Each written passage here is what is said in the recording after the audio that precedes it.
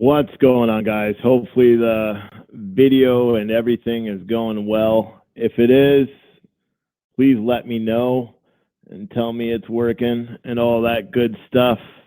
Hopefully we're not being super laggy. But yeah, how's it going? I'm going to see if all this new technology works. Because look, I could switch to my news screen. Nope, it doesn't work. Son of a bitch. Let's see, maybe now. Let's see. News. No, still not. News.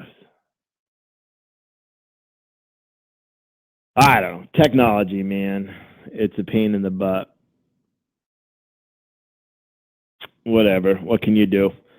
How are you guys doing? Let me just close this thing here. Well, if you've never watched my show before, my name is Steve. I am your favorite freight broker. This is Freight Broker Live. I have to manually do this intro because it's not working, so bear with me.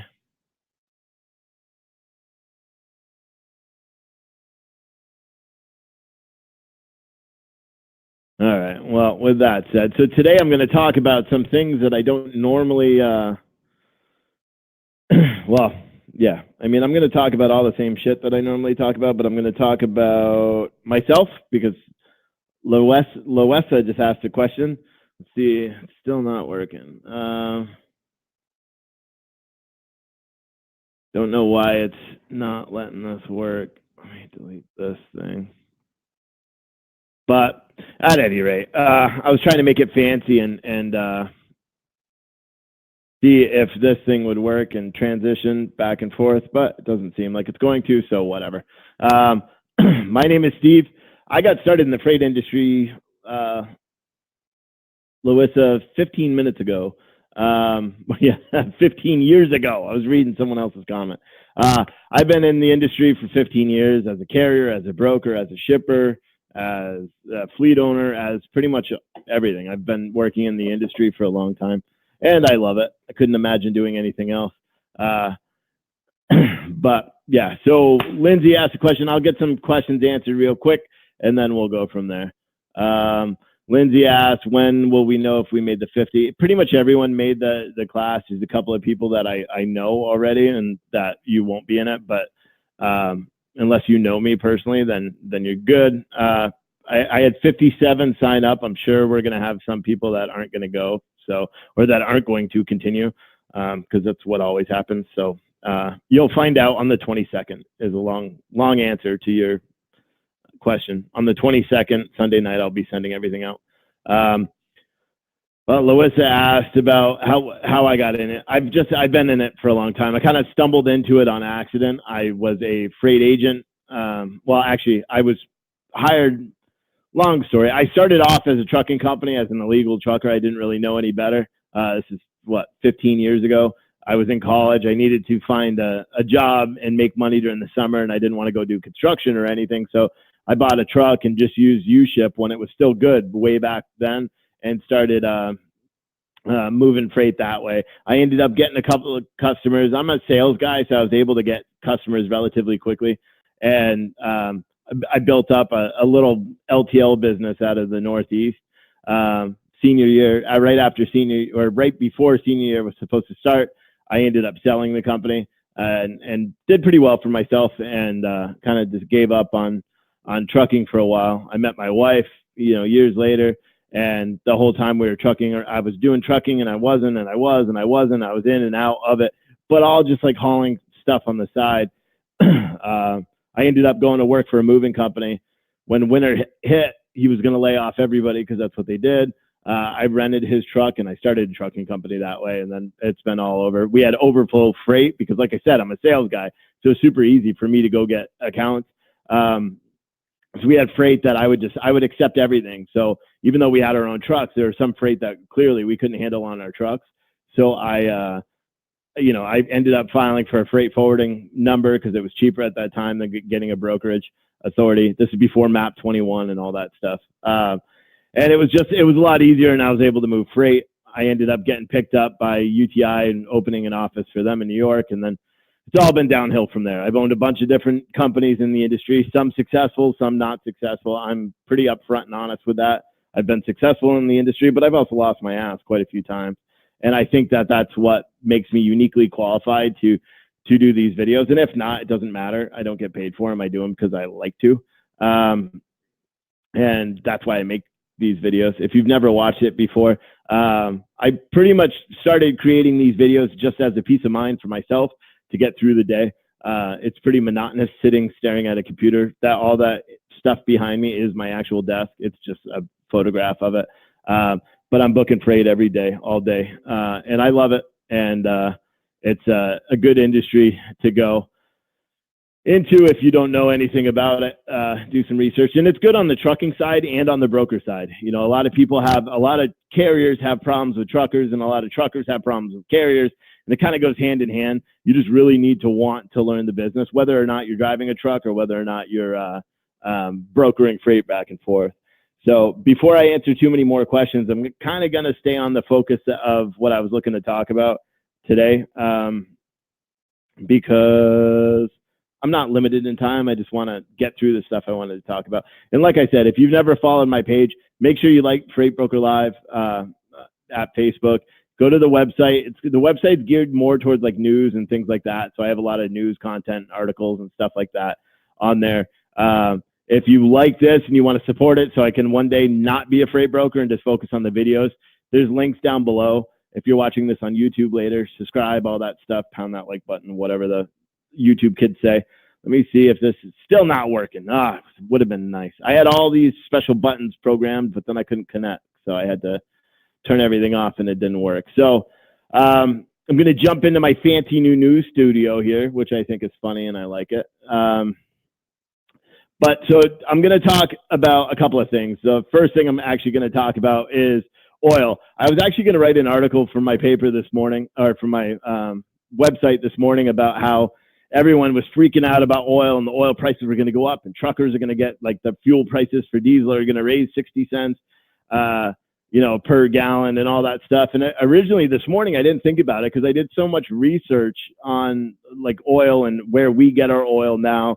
And only 92% of it is made in the United States. So we're pulling in, or North America rather. The other 9% are pulled in from overseas. And Saudi Arabia equates to about 2.4% of that. So, and because I'm not a big economics guy, I was trying to figure out, if the fuel price was going to go up,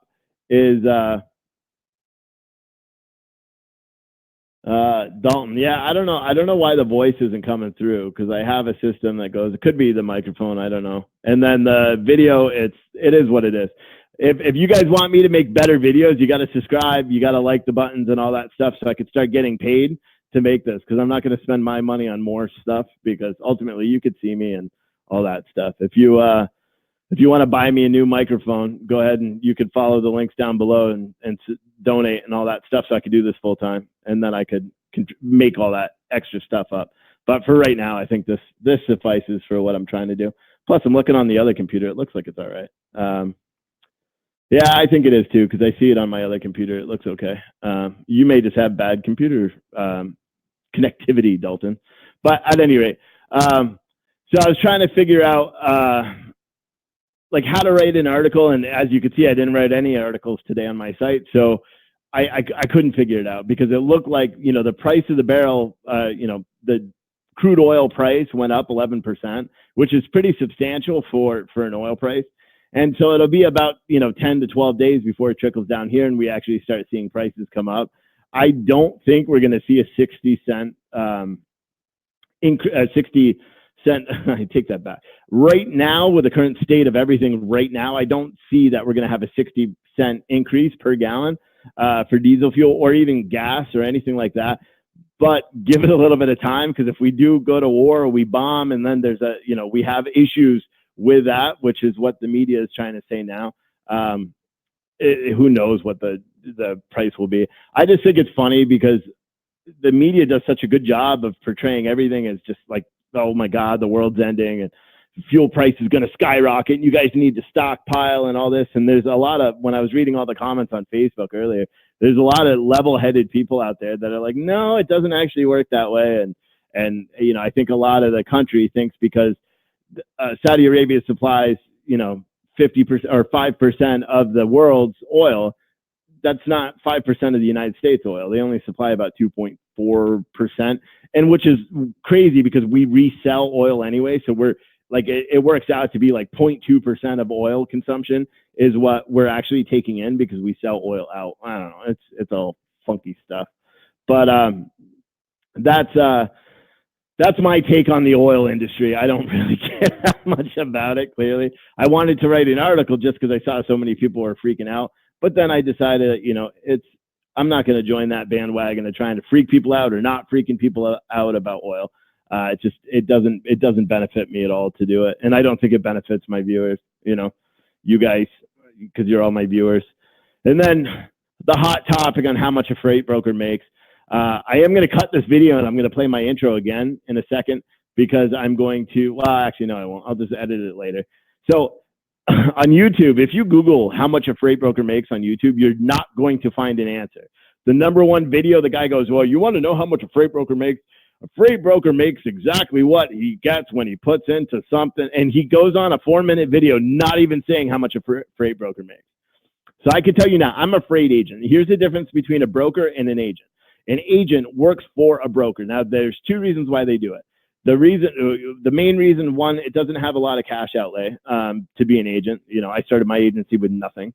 The other benefit of being an agent is normally you're tied to a much larger company, so you have a lot more buying power. You have a lot more credibility in the industry, depending on what company. If you partner with a shitty company, then you're not going to get anywhere.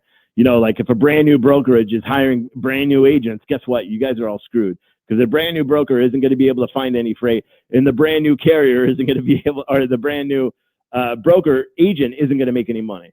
So and one of the caveat, whatever, however you say that, a freight agent gives up a percentage. So for my affiliation with the company I'm an agent for, I give up a percentage of my revenue, which I'm fine with. I paid higher percentages, and I've certainly paid lower percentages. I've just chose to work with this company. I'm in the 50 to 80 range there. That way you know what I'm making. And that's percentage of the profit that I keep. So I'm being very general because they watch these videos too, and I don't know if they want me broadcasting contract rates out. But to me, the benefits way outweighed the negatives of not going out and starting my own brokerage again. Because I'm just tied into another company. I have buying power because I can go up to a company and they'll say, listen, can you handle this many loads? And if I can't handle that many loads by myself, then I can go to the corporate office and say, hey, listen, this is the candidate for managed services or something like that and better it off. To answer the blunt question of how much a freight broker makes, it's exactly what you would think it is. You make as much money as you work, and I understand that concept. So for me, I have some good clients. So not everybody gets great clients all the time. I have some good clients, so I make, you know, I make at least $200 a day in take-home commission. I mean, today was substantially higher. You know, it all depends. I make over 6 figures a year as a freight agent. As a broker, here's the thing for you guys to think about. As a broker, when I had my own brokerage, I did not make this much money.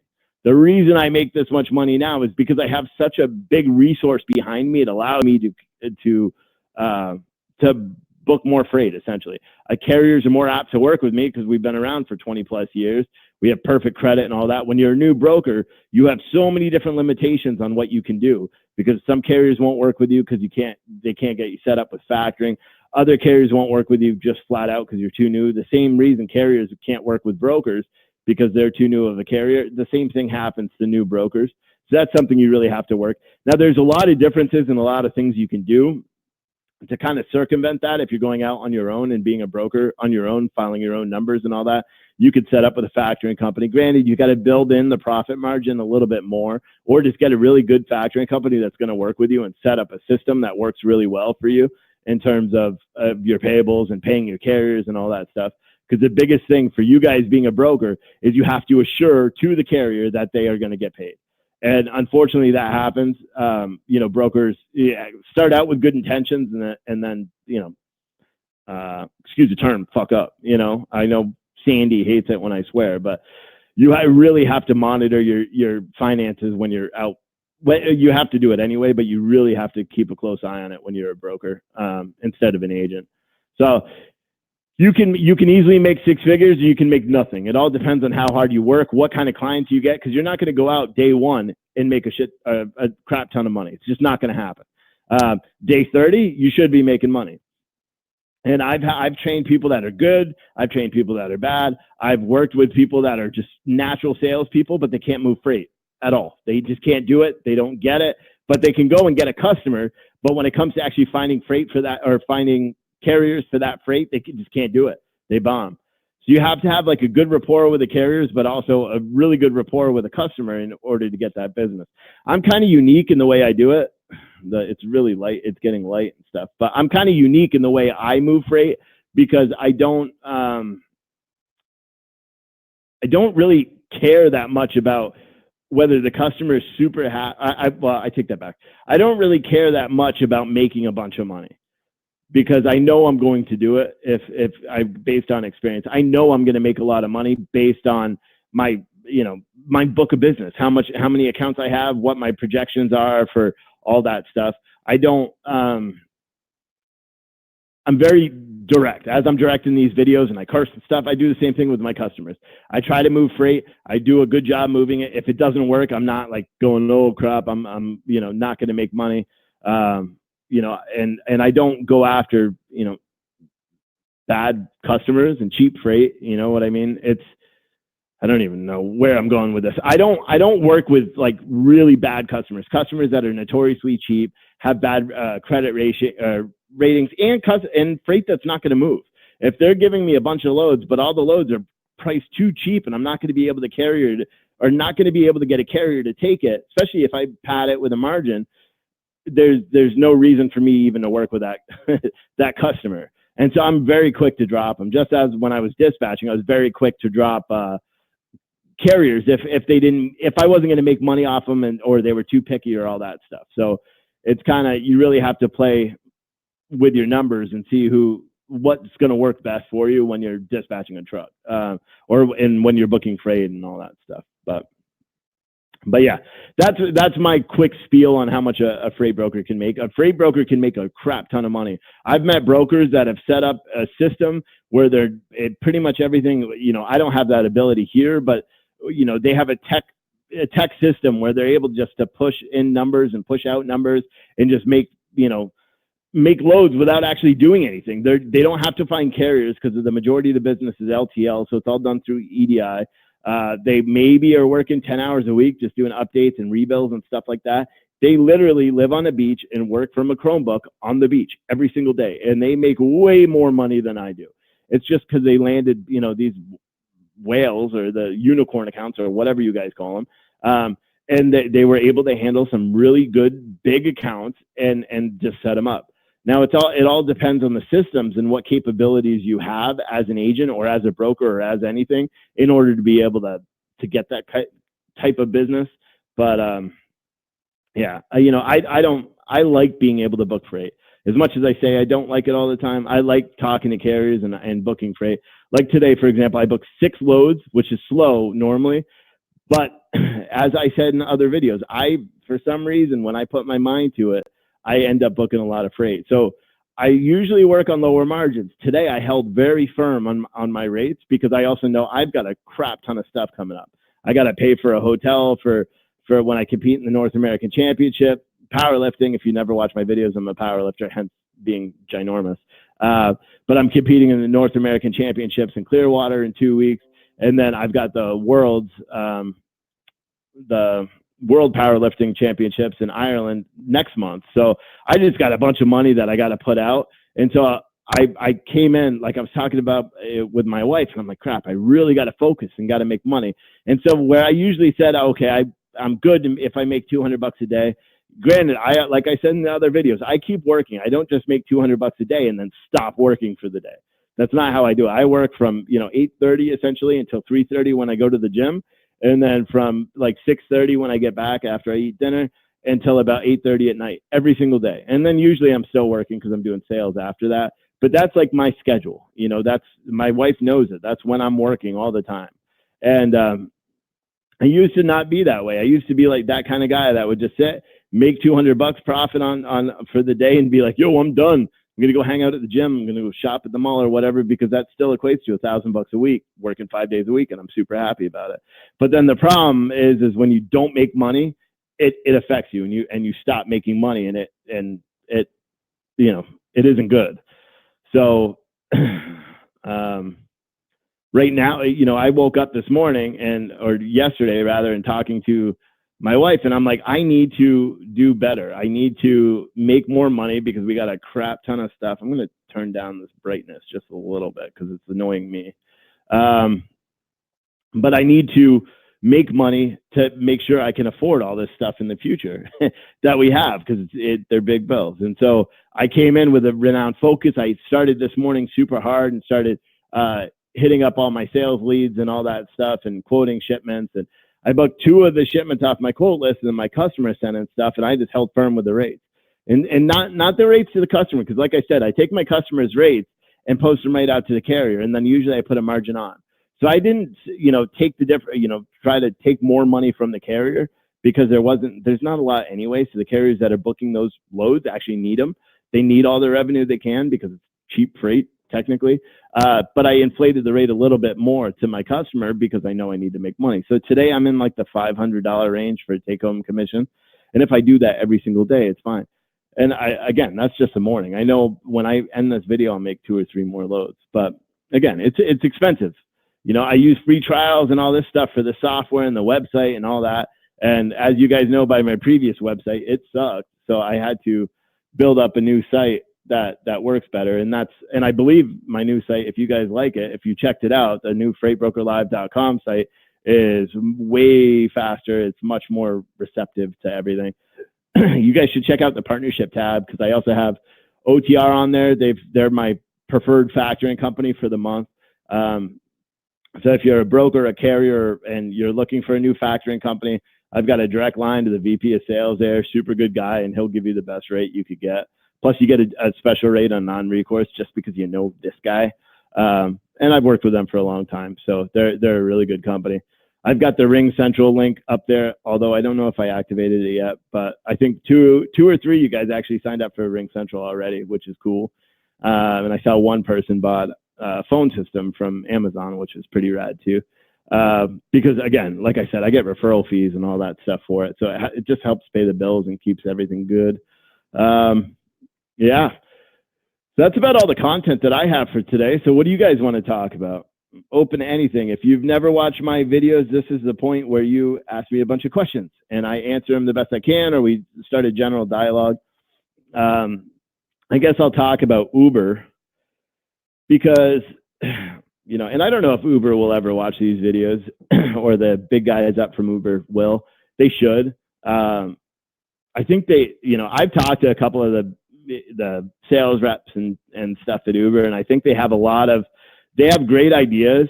I haven't seen the carrier side too much. I know that the carriers that I've worked with that work with Uber or pull Uber, same with Amazon, they're happy with those rates. Now, a lot of people that are used to spot market get on those boards and they're like, well, they're cheap.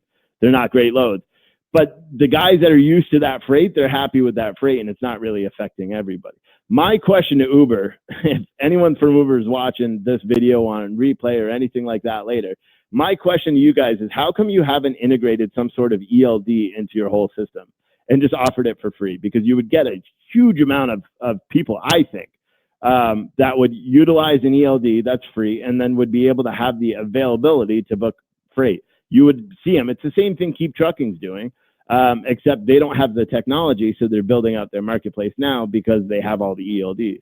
I'm wondering. I've wondered that. I was wondering that this weekend is why that hasn't been a thought, or even a system like Trucking Office or what's the other one that Craig always references on his website. Like why isn't like Uber or one of those big companies coming in to absorb a system that's already in place that they could quickly just run off of, especially when they're already bleeding money.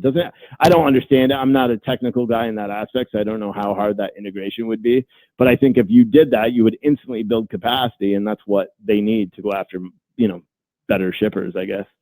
But that's off the topic ramble, but that's why I do this. I said, what TMS do you use to post a truck stop in data? We use a proprietary system called Edge. I don't even know much about it, except that's what we use.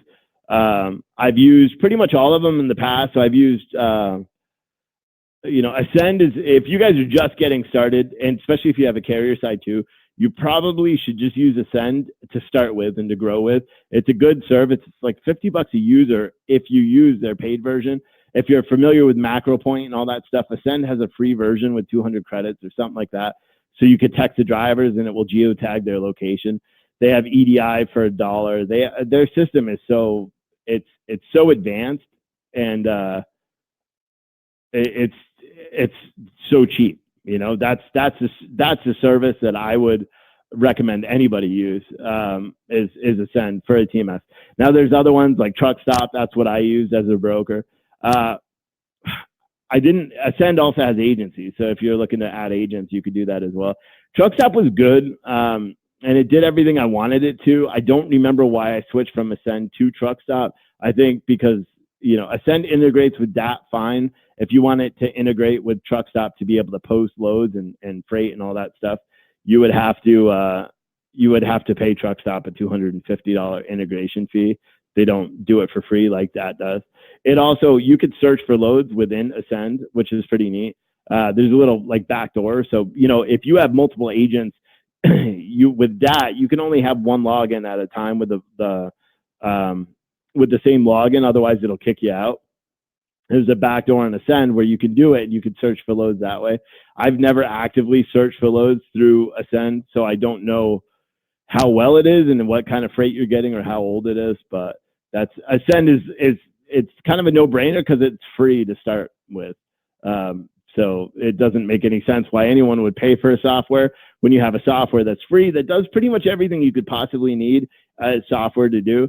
That starts off free, and then you could add a couple of features and stuff for $50 a user after that, which is still dramatically cheaper than most softwares. Most softwares, they're like $200 a month plus $50 each additional user or something stupid like that.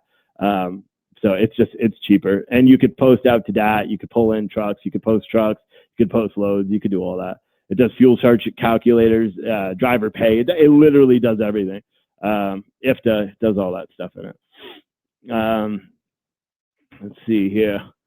Ben said, do most brokerages require you to already have a customer base when becoming an agent for them? Yeah, all of them do. And the ones that don't, you're going to get a really crappy margin. You're just not going to get a good margin for it. Hold on, guys. I got to drink water. I'm also on day 1 of my massive water cut. So if the rest of the videos for the entire week, you'll see me drink a lot of water because I got to drink 2 gallons a day. But yeah, you need to have a book of business. And the way you get a book of business is by actively doing it. It's hard and that's why I said, if you're taking the training course that I'm doing for free, you have to really just set up your company while you're going through the course. So that way, when we get to the cold call portion, you're actually able to do it. Because if you're not able to do sales, you're not going to really get the full grasp of what you need to do. And that's why I say, it doesn't cost you anything for the course. You might as well save $300 now so you can at least start your filing for your numbers. Ben, so if that answers you, you're not going to be able to actively go out and get a customer base until you get your numbers. You have to be able to, because you can't call and say, hey, listen, I want your business and I haven't started my company yet, but when I do, I'd love to be able to call you and get some work immediately from day 1. They're going to be like, okay, bud. Yeah, sure. Call me when you get your authority. So that's why I'm saying you have to, very first step you have to do is either if you could find someone that will let you become an agent with no experience, or 2, you could bullshit your way through some of them. I know people that have no experience that were just like a carrier sales rep and that went out and became agents for other people just because they had gumption, if that's the right word for it. They were able to sell the recruiter that they talked to that they had a book of business. Hell, when I signed up with this company, I had 1 potential customer, and I said, I haven't shipped with them in 2 years, so I don't know if I'm going to be able to do them. I was moving freight back and forth, and I had proof that I was moving freight through my brokerage and through the other systems that I had in place. But I didn't have an active book. I built that back when I came here. Because like I said, I've worked with this customer for a really long time, but I stopped working with them for a year and a half while I was out of a different field, I guess, sort of say. All right, let's see. Oh, I skipped one.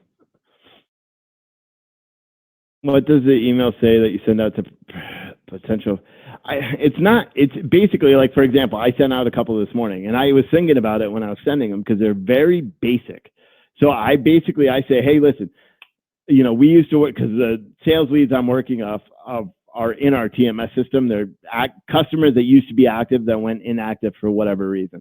I could see some notes, but they're always very vague. It's the same reason when I'm dealing with a customer, I don't put notes in the system, because if I lose that customer, I don't want to give another agent the head up, or I don't want them to be able to steal my customer. So I don't actively write a lot of notes. And I think that the other agents were doing the same thing. Again, I'm trying to change the color. It keeps changing on me, and it's annoying me a little bit. But my email this morning basically said, hey, listen, I saw you used to work with us. I don't know why you stopped working with us. I'd love to get the chance to earn your business. And then I target people that are close. So I'm like, listen, I'm in Florida. Is it a good time to talk? I'll travel down to meet you. I'll do whatever. And like I said, my emails, I don't know if it's just the brashness or the lack of caring that I pass on through the email, but it's been successful. Like, for example, I send an email to someone. I knew they needed something to quote because it's one of my sales leads that we're not going to talk about in the class, because I don't want you guys stealing my customers. So I'll tell you how I found these, but I found a way to get people that are actively seeking quotes, and I have the backdoor in the system, so I'm able to pull those quotes down. And I message them, and I'm like, listen, I see that you're looking for a quote for this. I'll do it for this much, which is higher than the quote. But I'm like, listen, I can get it picked up right away. You just got to let me know when you're ready. She called me, and she's like, blah, blah, blah. And then I kind of sold it on the phone. I'm like, listen, I'm good at what I do. You got to either trust me or not trust me. I know you don't know me, but I'm good at booking freight, and I can book this freight. She's like, well, we haven't had any luck yet. And I said, well, you haven't, you just contacted me. So, and I think sometimes that, I got the load and I got it covered and picked up already, and I booked that load this morning. So I think a lot of the times you have to be confident, and that's a hard part about being a salesperson, is confidence, especially if you lack confidence as it is, which a lot of people do. Mike, I think we already did in the I think you've sent me a couple of messages about this. Like I said in pretty much all the other videos, I believe the best segment for anybody to become a freight broker and work in is the industry of something that you know. So you have to know that, Ben, the course is closed. We're not taking anybody else till probably after the new year. You'll see it. Just keep, liking my website and all that stuff. You'll see notices. They go quick because they're free. So, but anyway, you have to find something you like in, or that you like and that you understand and that like the back of your hand, and then work that aspect. So like me, you would think, hey, I know gym equipment. I've actually tried to go after the gym equipment market. It's just LTL. It's not anything that I want to mess with. Next thing I know is construction and trades and heavy equipment. My father was a contractor and a truck driver, so I know that industry a little bit. He always said, if I want to have a career in logistics, drive a truck hauling food, is what my dad always said to me. I can't drive a truck anymore. My wife and kids and all that won't permit me to drive on the road.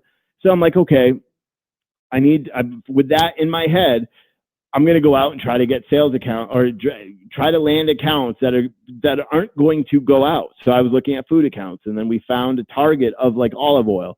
So I started focusing on olive oil accounts, and it's a lot of trade magazines and everything. And then you find them. And then once you find them and you nurture them, and this goes to your second question, you just keep on them. Now, I don't say like call them every single day. And I have a 3-strike rule. So I have my initial contact. Then if I can get you on the phone and try to talk to you more. And then if I send another email, if I send 2 emails and I don't get any replies, I knock you off my list and I'm never calling you again. If I call for some reason, the only time I actually call if there's a hot load or something like that, or I know I've already got a truck or something that would dictate me calling. Because normally I won't call a customer, I'll just email. And I have, like I said, a 3-strike rule. I'll send them an intro email. If I don't get anything, I'll send them a follow-up email. If I don't get anything again, I send them another follow-up email. usually within the course of a week. So let's say Monday, first email, Wednesday, second email, Friday, last email. And the last email just simply says, hey, if you ever need anything, or I'm assuming you're happy with your current shipping situation, please just keep my information. Let me know if there's anything I can help you with. Because I've converted those accounts too, where I didn't hear from them for a year or two, and then they contact me. That's why my phone number is always the same. I still have customers call me from my UTI days, which was 10 years ago, that are like, hey, you did a load for me back, way back when, we're working with them. We just want to know what you're up to, because we know you're not there, and see what you're up to. I had a customer call me too. He moved stuff moved stuff into Texas to export to Mexico. He sent me an email to an old email address, which I had forwarded over, and asking me for a quote. I haven't talked to the guy in 3 years. And so I sent him a quote back and sent him the setup packet for the new company. That's what I do. If the customer is not actively shipping and they say, listen, we'll put you on the list, or check back next week, by all means, you keep checking with them. But you start being, to me, you start being a burden, and keep in mind, I was a logistics manager for a shipper. So I had carriers calling me all the time. And granted, this was after I was a broker, and which is how I got the job too, because I already had that negotiating skill down. But I had carriers and brokers calling all the time, and I had them dropping off magnets and donuts and coffee all the time. I didn't give them any work. It's maybe no one just like caught my eye enough that I wanted to, but I really just think I didn't see the benefit in utilizing them over the current sources we already had. Plus, I had a background in LTL, so I was able to negotiate great rates on my own. But I don't, like, for example, if I send an email out to a customer, or here, let's go with an active shipper, someone that gives me a load. And so I move the load delivers, it's all fine. Usually about a week after, I check to see if the invoice has been paid. Well, first I check to see if the invoice has been sent. If it hasn't been sent, I check to see, or if it has been sent, I call and I say, hey, listen, I saw that we sent out the invoice. This is not a collection call. I'm just calling to check in, see how the shipment went and all that stuff. And they'll talk about it. And then I always just say, hey, listen, let me know if there's anything. And then maybe once or twice a month, or once or twice, like a quarter, I'll send an email out saying, hey, listen, we moved that load back in the day. Let me know if you have anything else. And go that route. But that's only for active shippers. Like I said, I have a 3-strike rule for new accounts. If they don't answer me after the second or third email, I don't really bother with them anymore, because they don't need it. They already have my information. It's in their email. So if they search, if they're like, that one guy from that company was calling, and they search the company name, they're going to see my email. They'll be able to contact me back should they ever get in the delay. I had one customer one time call me at 2:00 in the morning. I sent them maybe 3 or 4 emails a month for a couple of months, trying to get the business, because I knew they were a huge account. I wanted the business. So I was going against what I said, but they were a big account with multiple locations, a big shipper account. They called me at like 8:00 one night and said, listen, are we set up with you? Could you move a load right now? And I said, yeah, because that's one of the things I do in pre-qualifying. I always just get credit and everything set up for them anyway. And they're like, all right, well, we got this load. We need it moved right away, blah, blah, blah. Carrier fell off. It's super hot load. We need it picked up. So I said, okay. And at this point, I already own my own trucks too. So I was a little bit of a different situation. Tried to find a carrier for it. Couldn't find it. I jumped in a truck myself at 9:30 at night, and it was a short haul going from the JFK to the Philadelphia airport. It was one pallet, and I jumped in the truck myself and made that delivery. And you know what? And not everyone has that ability, but the thing that became my biggest client for a long time because of that. And if you were able to handle that account as a broker and say, you don't have access to trucks, so you find a carrier to do it, the customer is willing to pay anything. I charge them a regular standard rate, and I told them, because they're like, all right, how much is it going to run? I'm like, well, I don't know, $400, because I told them I want the business, but if you got a customer that calls you at 9:00 at night and says, hey, I got a hot load, how am I going to get this load moved? You say, listen, I'll get that load moved, and you do everything in your power. You could post a load, because there was another night where I was testing out stuff, and I was running quotes, and I accidentally posted a load, and I got calls on it, and it was like 8:30, 9:30, Eastern time at night. Carriers will still call. Even on the weekends, they'll call. If you post a load and you say, hey, pick up is Saturday, and you post that in your comments, if it's a weekend load, they'll do it. Or if you post a load at 9:00 at night and you say, truck needed now, ASAP or whatever, The carriers they're still checking that. I did all the time too when I was a carrier. I'd call, you see loads post at night, so you call them. A lot of them are just renewal posts that just keep posting every 2 hours. Our system does that as well. It'll just keep posting load every 2 hours. But that's very important, is that you just keep focusing on your service and make sure you're servicing them the right way. If that makes sense, you know what I'm saying. And I already answered that question in the other one. I don't follow up that long because I don't care. I already have a good book of business. If I was just starting out, maybe I'd be a little bit more regimented on my pickups and stuff, but I'm not just starting out, so I don't need to. I have a book of business, and even if I don't, I make enough money that I don't really have to panic quite as much. But if you're like, let's take it from a different route. Say you're a carrier and you've been running the spot market shit, the load boards all the time. You're tired of doing it. You want to get customers. You find a customer that you have a conversation with, and he's like, "Sure, send me your information." You want to follow up. If that guy is in a dedicated route that's going to save you from having to use the spot market, I'd send him an email every single week until he tells you not to. And it's a little bit different than being a broker because, one, the carrier that benefits you quite a bit more as a carrier. You could show a way different level of cost savings because you know what you cost to run. I can't move a shipment for $1.30 a mile as a broker, a full truckload, because I'm never going to get a carrier. But a carrier could technically pull a load for $1.30 a mile if it's a backhaul because he knows his head haul is paying $3.50 a mile. So his round trip miles are making money, and that's the thing that when everyone gets into these arguments about cheap freight and people pulling cheap freight and all that stuff. Well, you don't know what everyone else is doing in terms of what their break even is and cost and all that stuff. So you can't call just because someone takes a load for $1.50 a mile that's a cheap freight load because that may be a backhaul for him and the guy's getting $5 a mile going in. It happens all the time, and that's like a market indicator of when freight's going down or high. And look at the California, east to west and west to east coast loads. The prices are never. I don't know the last time they ever were the same. $4,500 each way. It doesn't work that way. One way it's $6,000, the other one's $3,000.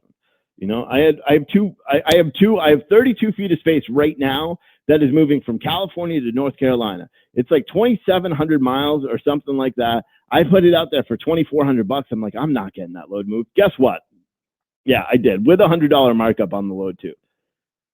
That's just it, and it's based on supply and demand. And the guy already had a load on there or a little partial on there, so he was happy. He was making his money, and it all depends. You know what I mean? All right, let's see what this big long thing is. Actually, hold on. What's up, Donnie? Don? I don't want to call you Donnie. I don't know you. Anyway, Jeff said, what is the best way to start? I've owned a construction company now for about 5 years. I've had my Class A license and drove truck for probably over 20 years. I'm looking to start getting into the freight broker business as I am looking to see what's the best way to start and get paid. And I have to use a company in order to get paid, or do most companies pay in a reasonable time frame? No. All right. So there's a lot of questions in there. So I'm going to answer the last one first. No, you should probably get a factoring company unless you have your own money. Like if you use, what's the right way to say this? If you qualify your customers correctly, meaning that you do credit on them, you check them, and you know you're going to get paid, but they may run 30, 40 days to get paid, then that's one thing, as long as you have enough money to float it. But I see where a lot of people go wrong is, one, they're not checking their customers enough for direct shippers. We're not talking brokers here. They're not checking direct shippers enough, and they're getting burnt in the long run, or the shipper's not paying until 60, 90 days, which happens quite a bit. And the same thing actually goes with brokers. If you're not doing your due diligence and checking a broker's credit, if they go out of business, you're screwed, and you're not going to recoup that money. And it's the same with factoring. If you're on a recourse factoring program, so you see all those factoring rates where they're 1%, 2%, shit, even 3% sometimes. And they're like, why would you pay 3.5% when you could pay 1.5% over here? That's because it's a recourse factoring rate. So if the customer doesn't pay, they are taking that money from you, and they will do it regardless. There's someone messaged me the other day about a company that was, their factoring company was pulling it back because they had a claim, and the the broker called and said, listen, we're short paying all the future invoices until this claim is paid back. So the factoring company was pulling back the money from the carrier. That's called recourse. And actually, I mean, that's not even, that's basically, it's, if a company goes out of business and the factoring company says, hey, we're going to extend them credit, and they don't pay you, and they don't pay the factoring company, they're not going to take that money back from you with non-recourse factoring. It's just different. But it's all right. Let's see what, if you have your own like surplus of money set up, then you're good, and then you'll be fine. If you don't and you need to use factoring, that's one thing. If you're looking to get into a brokering, I mean, man, there should be nobody that wants to be a freight broker that doesn't have real experience. You got 20 years running a construction company. No offense, I don't know you at all, Jeff, but you shouldn't be looking to become a broker. Be a carrier first. You know what I mean? Be a carrier first. Don't be a broker, because you don't know. You don't know how the industry works. You're not going to know. You get guys that have been a carrier for a month or a year, and then they're like, oh, I want to be a broker. You still don't have it yet, because you would have more trucks if that was the case. You would have expanded your trucking side first, and then use that money to float the brokerage side, which is the ideal way. Like Nate, if you're paying attention to what I'm saying here, that's what I would do. But yeah, people that don't have, I mean, I'm not trying to be a jerk or anything, and you don't have the experience. Like, if you don't, the best people to start freight brokerages are either one, natural salespeople that can go out and just sell someone an umbrella on a sunny day, or people that already have the accounts. Like, I got into the business, one, I'm a salesperson, but secondly, I got into the business out of necessity, because I was booking freight that I couldn't handle on my own trucks when I had my trucks. So I ended up booking freight that way, and got the bond and signed up as an agent and was moving freight that way. And then I realized, shit, there's a lot of money, and it doesn't cost me anything to do it. I don't have any assets. I don't have trucks. I don't have truck payments. I don't have any of that stuff. But for people that just come out and say, oh, a broker, like I said, I make six figures as a broker. When people come out and they're like, that guy makes six figures as a broker, I want to do it. Yeah, that's a great concept, but it's not reasonable. You need to know what you're doing in order to make. I don't make six figures because I'm awesome. I make six figures because I've been doing it for 15 years. When I started, I didn't make six. Yeah, I did, but that's different. I was a trucking company when I started. I don't mean to be a discourager to anyone out there, but I really think that if you guys are looking to, if you're looking to start a company, have a little bit of background. And it's like me saying, oh, I'm going to go start a construction company with no background. Being, I couldn't do it. It's the same thing as being a broker. You can't go out and be a broker by just taking the simple class. Even if I'm teaching it, you're not going to get enough information to actually learn how to do it. What I'm going to do is provide a foundation, and then you have to build up the rest of your knowledge, your working knowledge, in order to get it. And the first thing is watching these videos and commenting and asking questions like that. But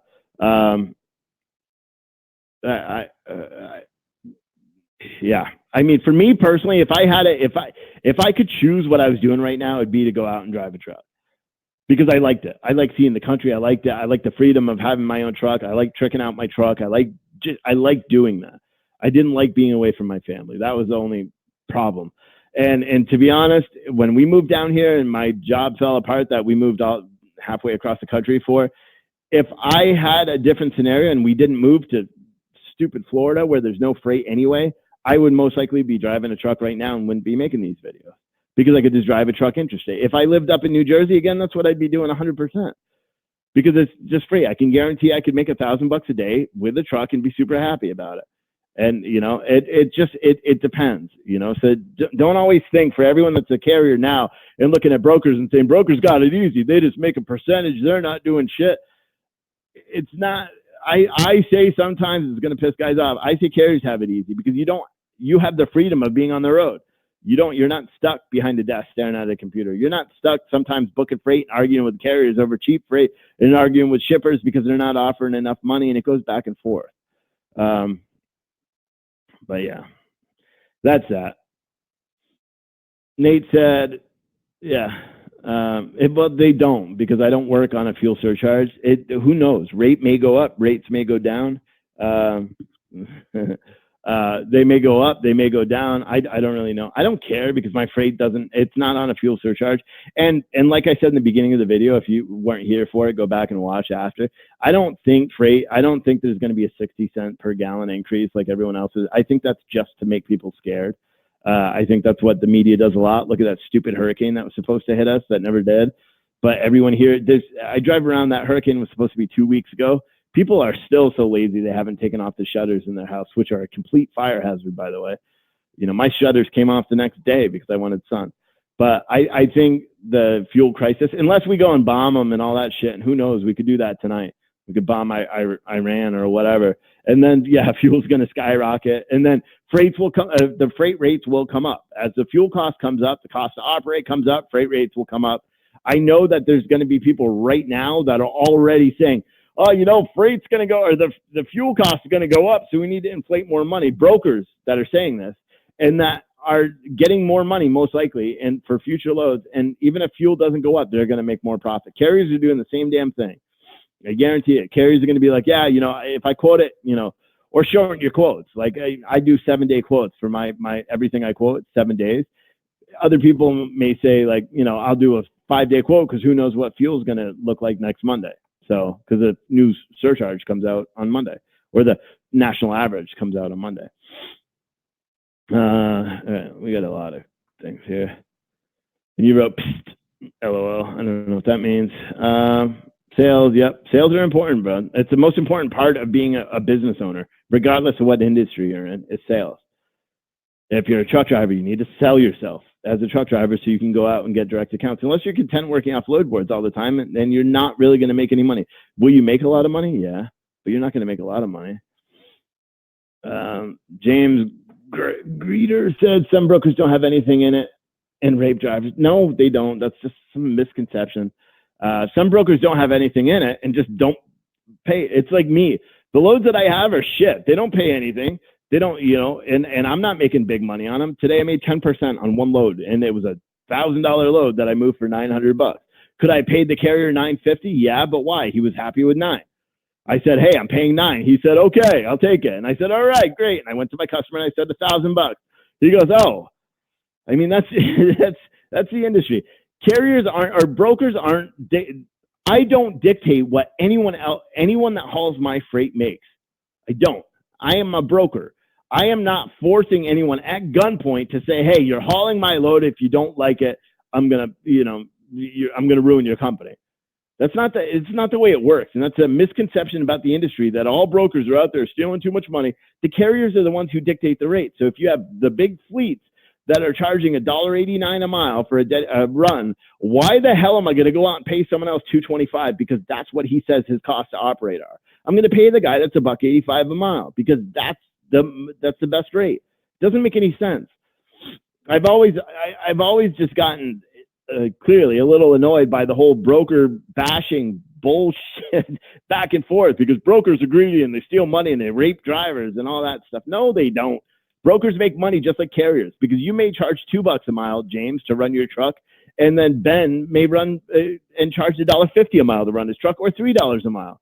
So does that mean if you're charging less than him, does that mean that you're raping him? Come on, man. It doesn't make any sense. Anyway, with that tangent gone, all right, hold on. Let's see. Ben said, what kind of truck did I drive as owner operator? I started off in one of those little like 12-foot Ford E350 box trucks. I moved up and got an International 4300 straight truck. And then when I wasn't driving them, but I had semis. I had a couple of L8500 Sterling single axle day cabs, and 48 and 53, and a couple of pup trailers. And then I got into the hot shot thing for a little bit and got out before it was too late. But I had a couple of Dodge Ram 3500 dualies and 40-foot, and I had a 26-foot, 40-foot, and a 35-foot air ride. They're good. Just hot shots don't make money. I know if what's his face is going to watch that, he's going to get mad. But yeah, I didn't drive. I drove trucks. You know, I've driven a semi only a couple of times, and they were mine. I owned them. I just didn't have a CDL. But you know, I had a driver that didn't show up, and I had to go make a pickup. So and I didn't have another driver. So I jumped in the truck like an idiot and drove there and picked it up. Luckily, I'm used to driving around in my lot and all that stuff. So I was able, and it was right down the street. So I went and loaded up and came back to the warehouse. But I'm the same kind of guy that thinks he can drive everything. And I jumped in. I couldn't even get the thing into gear to back up, and I had to call a driver in at 2:00 in the morning. But, yeah, that's what I drove. I started off in a little truck, and I got up to International was the biggest one that I was legally. Well, I guess no, the Hot Shot with a 40-foot trailer. We just had the trailer derated, so that was the biggest one. But I mean, I had semis and all that stuff. I had a Freightliner Century that was garbage, and a couple of International Pro Stars that were also garbage. But it's what you get. The best trucks I ever had were those Sterling L8500s. Those were the best trucks. They were old Conway trucks. I bought them for $8,000 each. One of them was perfect, didn't have to do anything. The other one I had to put a reman turbo in for $900. And those trucks were powerful workhorses that were awesome. And they were small and so really maneuverable and all that. The single axle ones. All right, but James, their freight is in Florida. It's called kilos, and Cubans are moving it. Yeah. Jeff said, to make a long story short, I've drove now for probably 15 years. My company that I work for went out of business, so I started my construction company, and I have that now for between 5 to 7 years. If you were to direct somebody, would you tell them to go into hotshot trucking or brokering? Only reason I ask why I'm choosing hotshot or brokering is the overhead to start. There's no, because if you're hotshotting, see, this is the thing that also drives me nuts, guys. I'm going to say it. If you are going to, unless you already have the hotshot truck, so a dually, and you already have a trailer, the costs are not substantially cheaper than going out and buying a used tractor and a flatbed or step if you really want to make money. I don't know. I think people that, like all these guys that are coming out buying $80,000 pickup trucks and $25,000 air ride 40-foot trailers, it's stupid. Go spend half of that on a used truck and a used step deck trailer, and you'll make more money. I guarantee. I don't care what any of the hotshotters out there that are saying that, oh, I make full truckload money. You're not. You may make close to it, but you're not making, full truckload money. Or maybe you are, but you're working your ass off a lot harder than these guys. When I dispatch trucks, I could dispatch a hotshot and have him average $1,000 a day. I could also dispatch a semi and have him averaging $1,000 a day. The difference is the semi was running in a 300-mile radius, and the hotshot was taking 2,500, 3,000 miles a week. There's a difference there. It's just more money in a semi. Brokering there's no overhead to brokering. I mean, really, if you're setting up your own brokerage authority, this is what it's going to cost you: $300 for your authority. Let's just say $2,500 for your bond, but anywhere from $18,000 to $6,000 for your bond, depending on how your credit is. You buy a TMS system or use the one TMS system for free, and then maybe keep like $10,000 for if you got to make quick payments or set up like that. That's it. That's a brokerage. There's no overhead. The only problems that you have is when you start a trucking company, from day one, as your authority goes active, you will be making money. Well, money will be coming in. You may not make any money, but money will be coming in from day one as soon as your authority goes active. Brokerage, you're not going to see money for quite a while because you got to do sales, you got to bring in the loads, you got to get the carrier to move the load, you got to invoice the carrier, you got to pay or invoice the customer and pay the carrier, all that stuff. So it takes 45 days for you to see your little chunk of profit. Where a carrier, the day you have an authority, you could find a load to pick up and drop that same day. I guarantee you can, and you're going to make profit on that load. But like I said, if I had it my way, I'd be driving a truck right now. I like it a lot better. But all right, what's this one? Isaac said, hello, I own 6 26-foot box trucks, and one 40-foot gooseneck trailer. What's a good headboard? I'm located in Arizona. I don't know. Headboard for what? For your trailer? I don't know. Load board, I guess you're trying to say. Probably that because of the box trucks. I mean, you should have both. If you're running any trucks, I know it's an expense, but figure it as such. That load board, which you can get by here because you're a carrier. If you've never gotten the DAT load board, I got something for you here. It's a little gift from me to you. Click that link. It's truckersedge.com/4083339. That'll give you a free 30 days to the DAT load board. And that's anything. That's regular Trucker's Edge. That's the DAT power load board. So it's a little bit more expensive version that shows rates and stuff like that. That's my gift to you right there. truckersedge.com/4083339. And that free 30 days, you can only get that from an affiliate, which I am. There's other affiliates all over social media, so you can get them from them too. But that one, they give me like $5 after you are a customer for 3 years or 3 months. So I make something eventually, and then you sponsor these. But yeah, all right. Let's see what these other questions are. But yeah, use a DAT load board. Also for your gooseneck, use truck stop truck stop. And I use both load boards all the time. When I dispatch, I use those load boards plus every single other like free load board I could find, because why not? I'm not going to limit myself. Same thing. You should never limit yourself. But yeah. All right. Vincent said, was in reply to a previous question. I assume agents are 1099 and workers' comp is covered because agents give brokers a workers' comp waiver. Is that correct? Yes. Yes, all agents are 1099. Most good companies are going to require you to be a corporation to be an agent, an LLC or something, just to limit that liability. This company that I'm with now is they have really high requirements to become an agent. So, but they're super lax. I run my entire company. You know, I don't get very much involvement. I've had issues with carriers, and they're like, I'm calling corporate never even calls me. You know, that's a good thing. You'll have other companies that micromanage the crap out of you. But yes, agents are 1099 and workers' comp waiver is needed. And you'll sign it. It's in your agent contract for almost every single company out there. Jeff said, thank you, brother. You are a great big help. I like the fact that you're straightforward, and I like that. So thank you. Hey, well, if you like that, follow this link below. As I always say, I mean, I make these videos and I make the content for free. I make my website for free. I do the free freight broker course for free. But I rely on, supporter payments and advertising and all that crap. So you could sign up for the Patron, support me monthly, or you could do a one-time Cash App thing. If you go to my website and click on become a supporter. So if you go to what is my website?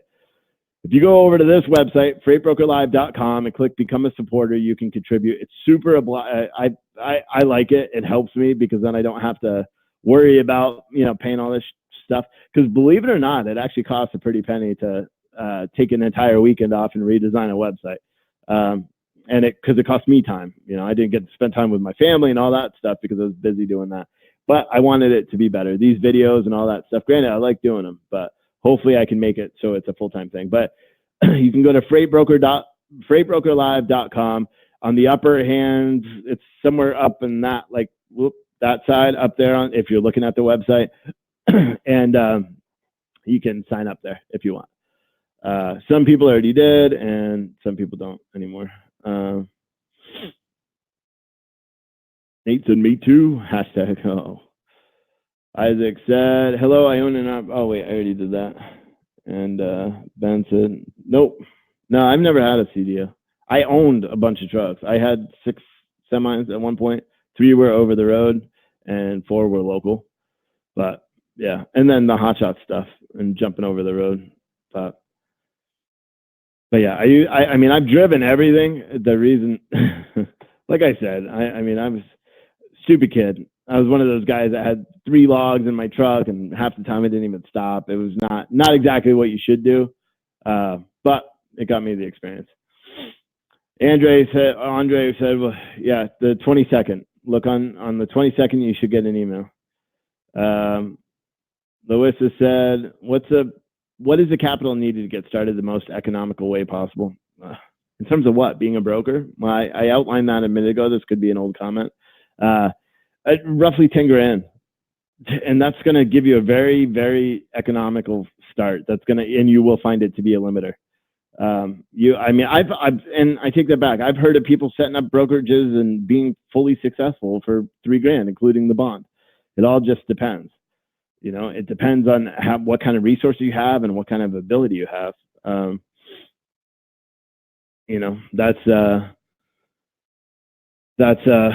That's the deal. I mean, you should have money. Nobody should be going out there thinking that they're going to become a broker unless they have money. Because it's not even that you need money to support the business. You need money to support yourself while you're waiting for the business to be able to support you, which could take anywhere from a month to a year, depending on what your drive is and how much business you generate. And that's the truth. So you need to have money. A lot of people are out there being like, oh, I got 10 grand. Will that do it? And you know, I'm like, oh, does your spouse work? No, they don't. Well, no, it's not going to do it. You need to be able really to be able to afford your cost of living for 6 months or so, and have that money saved up. So that way you can sit and give your full undivided attention to moving freight.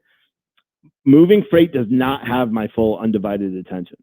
And that's me being a broker and me making a lot of money, but I also spend money on everything. I went, see how my green screen behind me is like perfect now? Because I went and bought a stupid green screen for a video where I don't really make any money off of them yet. You know what I mean? It's so, I have 2 cars. I've got a Harley that I can't even ride all summer because it rains and I don't have time. You know, I've got a ride-on lawnmower for my little ass lawn.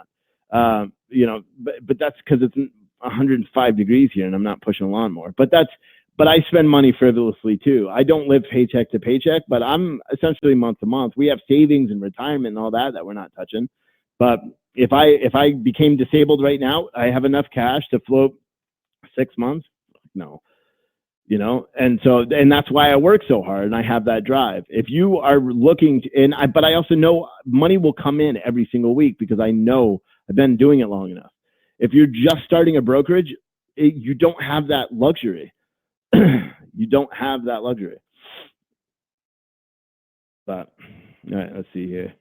Isaac says, thank you for your help. No problem, buddy. Make sure you like my page. If you're watching this on YouTube later, subscribe. If you haven't already subscribed to the YouTube, please do. I'm trying to monetize that page as well. If you're not following my page, do that as well. YouTube is youtube.com/FreightBrokerLive. But all that stuff really, really helps me, guys. And if you like my videos and you want to have me keep doing it, consider becoming a supporter. If you don't want to do that, just make sure you like and comment. If you see my videos out there, share them out a bunch. That helps a lot to get these videos out there. And I appreciate it a lot. Nate said, what's a useful place to advertise for a company driver? Is there a better place for advertising an owner-operator position? You can do it on Indeed, but your best place probably right now is on social media. You could advertise on Indeed for free without any issues and try to find a local driver. That may be the best, but then you're going to have a driver that wants to get home all the time. If you want a good over-the-road driver, one, pay them well. And secondly, advertise it on Craigslist on some of those, or not Craigslist, there's owner-operator groups. Type in owner-operator in the search thing of Facebook, and you're going to find a bunch of them. And you can find a good driver. I've found plenty through there. Just make sure you qualify them the right way. Like, Nate, maybe we should have a talk after, because if you want to grow the trucking company before you do the bond, I think there's that's the direction I would do if I were you, before you do any of the other stuff we talked about. But Dalton said, no, 10K will not get you without a factoring. Oh, that's 3. Yeah, no, 10K will not float. 10K will not float anything besides your overhead. You would still need to factor. 10K is like 2 loads on full truckload loads. It's not, unless because you're not going to find carriers to do it. And then you're not going to find new carriers that are going to pull your loads being a new broker. And secondly, and here's the most important part too, your customers aren't going to pay you. So if you don't have the revenue to pay out your customer or to pay out your carrier, until your customer pays, you can't pay and you're not making profit. If you have $15,000 worth of invoices and you know you've got $16,000 coming in, you have to make sure to pay your carriers on time, because if you don't, then your credit rating goes to shit and then you really can't get them. In order to float your receivables I should have clarified that. My number of $10,000 is to float you, or whatever that number is to float you. You need like $100,000 to float all your receivables, especially if you're going to go out and get big customers. So when I say the $10,000 that, have and start, and that's to handle quick pays and stuff like that the factoring won't touch, depending on what factoring company you work with. OTR can do fuel advances to your drivers. You want to sign up for OTR, go to the partners tab on my website, and you can fill out the application for OTR. But yeah, you need a lot more. If you're going to float your own receivables, in your payables, then yeah, you need 6 figures. I would say a conservative number is 100 grand, because then I just wouldn't do it. I don't care if I had $1 million sitting here right now. I wouldn't factor my own. I wouldn't factor my own invoices. I would factor them with a factoring company or a bank, or have some sort of system set up so I'm not using my own capital to do it. That's just my belief, and I've already done it, and I've been successful in brokerage, and I've had them fail too. So, but hopefully that answers your question there. Loessa said, "I'm not sure. I've always been a company driver." I don't know. I mean, I don't mean to discourage. I know this is a Freight Broker Live, and I'm a freight broker, and I talk about being a broker, and I talk about all that stuff. But I don't want to discourage anyone from becoming a broker. But at the same time, I do, if that makes sense. Because the last thing I need as another broker is another broker coming in that doesn't have the industry, books loads, starts screwing up the relationship between brokers and shippers. Because that happens a lot. When you guys are calling shippers, and you're gonna say, "Oh, we don't use brokers." The reason they don't use brokers is not because we charge a profit or a margin on top of the line haul. It's because they had some know-it-all broker that came in, made them a bunch of promises, and then failed horribly. And so you have to keep that in mind when you're dealing with a customer. And when you're looking to get into business, because that is one thing you're going to encounter a lot, where they say we don't use brokers. And the reason is because it's someone just like you, because it was a broker that came, promised the world, and didn't deliver. The typical net days for a customer, no, and that's just eating your profit anyway. Nate asked for the blog guys. Nate said, "What's a typical days to pay for a customer? Does offering a 97 net 7 really motivate a customer?" Not really. Not that I've seen. Typical days to pay for a customer. I've got some that will pay on receipt of invoices. I've got others that'll take 60 days or so. My biggest customer takes regularly 45 to 65 days, and I'm doing 100 grand a month with that guy. So no, I couldn't cover that at all. 100 grand a month and carrier payables outside? No, I couldn't do it, and that's a customer that requires me to book 5 or 6 or 7 loads a day. It's not even that many loads. So it's a large volume of loads, as you look at the whole picture, but the load, they're small. Imagine if those were all full truckloads, that instead of paying $500, $600, $700, $800, they're paying, $2,000, $5,000. That number could quickly go up to $500,000. I'd be screwed. But I wouldn't be, because I'm working with someone, so I don't have to worry about the receivables. But what else we got? Any other questions? Anybody? Bueller? See. But yeah, that's a gist. This was a good video. I'm tired of talking. I got to track all my loads here. So I'm going to start adding content. Like I said before, I'm going to start adding content regularly on YouTube. So make sure you follow my YouTube. Yeah, Dalton said people need to be discouraged when they're doing so on false pretenses. This is not a get-rich-quick scheme. A lot of people do not understand that being a broker truly consists of. It's hard work. Being a broker is hard work. You're not going to just make a shit ton of money and be like, well, I take that back. People do. People make a lot of money. Like I said, you get lucky. I make a lot of money compared to some of the other brokers out there. You know what I mean? And I don't even work hard. I work hard 50% of the time. Imagine if I worked 100%, balls to the wall all the time, I'd be rich, but I just don't. It's not the way I like to do business. I like to relax a little bit. But it is. You have to, hold on, I just got a bunch of emails all at once. Shit. Yeah, when I don't want to be discouraging to people that are already out there and say, "Listen, I want to become a broker," but you're not going to make money for a long time, No, and you shouldn't. You should be able to float yourself for 6 months, even if your company is generating a profit, because you never know when one customer doesn't pay you, and you need to have that profit to pay the carrier, because you can't just not pay the carrier because the customer doesn't pay you. It doesn't work that way. The actual art, and it's going to piss all the brokers off that are active brokers, the actual art of brokering freight is not complex. It could be taught to someone in a month. A full-time job of someone learning from watching someone over the course of a month. They would know how to broker the same way I do. They would know the sales aspect. They would know the carrier sales aspect. They would know the customer side. They would know how to book freight. They would know all the paperwork. They would know the software. It's not a hard job, just like anything else. It's not super technical. The only thing is putting all the pieces together and then being able to continue doing it is what makes it hard. Being able to float invoices and do all that stuff that's the challenge is. It's not just being a broker and getting an account. It's how you manage that account after you're a broker that a lot of people just can't get. That's why so many brokerages close every year. You get people that are great at customer service, great salespeople. They go out and they get the customer. They're great at carrier sales and they're super good with that. Customer pays them super fast and they're like, hey, listen, I don't have to pay the carrier for 20 days. I'm going to go buy a new car. Guess what? You're not going to be able to recoup your money. So you really have to be very good and very honest with yourself. And when you're looking to be a freight agent or when you're looking to open a brokerage, just like any other company, you need to be honest with yourself. If you don't have the skills required to actually focus and be good with money and do all that stuff, if you're sitting there, if your credit's 500 and you owe $20,000 right now and you don't see an end in the tunnel, being a freight broker on your own is not the business for you.